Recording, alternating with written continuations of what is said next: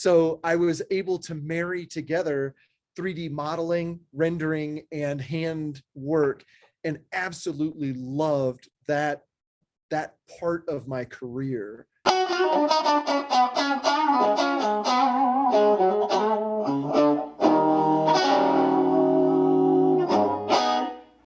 When I was a very young man, I wanted to be a cartoonist. That's what I wanted to do with my life. I wanted to draw funny cartoons, and I like to think I have a decent sense of humor.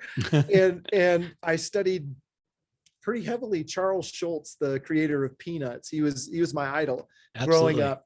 And what a fantastic man that guy was, and what a sense of humor that just went on for years and years. I mean, he never missed a single day in the paper, and he worked alone. He didn't have other people help write. He didn't have other people help draw. And I saw how much work that was and how much pressure it was to put out those daily strips and then the big weekly strips.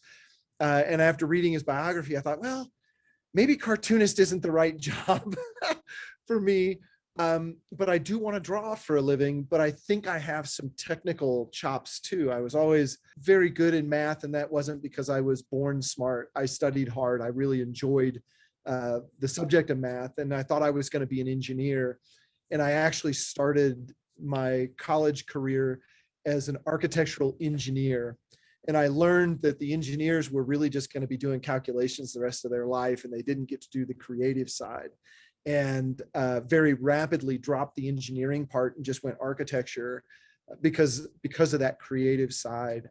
I've always wanted to create things, whether that was music or art or architecture or fill in the blank. And so it was, my mom always told me, you'll starve to death being a guitar player, and you'll starve to death trying to paint pictures for people.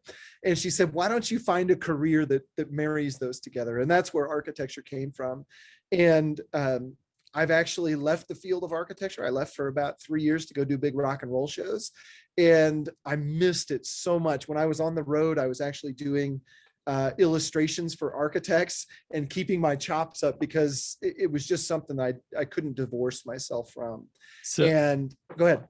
So now that there's things like Vray rendering engines and things like that, do you miss drawing, or are you jealous of this Vray power? Or well, I'm jealous of Vray only because it didn't exist when I was really young. And so I was in architecture school. I started in '92. And that was right on the edge of hand drawing and computer drawing. And I was really in the first class to go through KU that started 100% by hand and ended on the computer. And one of the things I did is I was one of the early people using a program called 3D Studio. And it ran in DOS, and it was this really awkward three-dimensional program. And so I was doing computer renderings before they were even heard of when I was in school. Cool. And I had to do some nefarious pirating and cracking of software to get it to work, because it was extraordinarily expensive for a college student to have to buy that stuff. And anyway, long story there, I got out of school, and the first 5 years of my career were spent as an illustrator.